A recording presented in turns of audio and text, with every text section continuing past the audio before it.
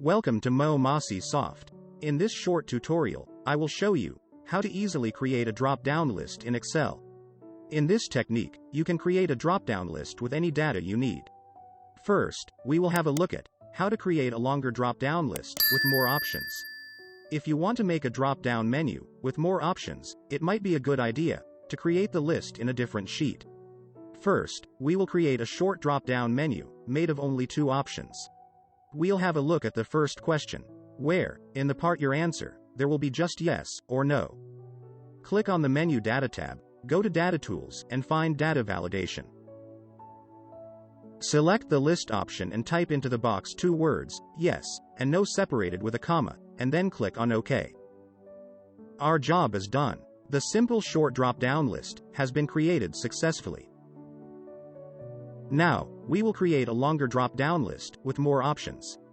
For this, I myself added a new spreadsheet, named its formulas, and made a list of formulas.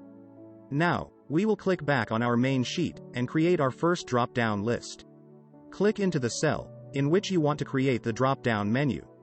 Then, click on the Menu Data tab, go to Data Tools, and select the option, Data Validation. Find Settings in the pop-up window, and select List from the menu. Now, you need to tell Excel where to find the data for the drop-down list. Click on the icon on the right of the source box. Here we will click through to the sheet formulas and select all formulas we want to include in the list. Press Enter, and you've defined the contents of your drop-down list.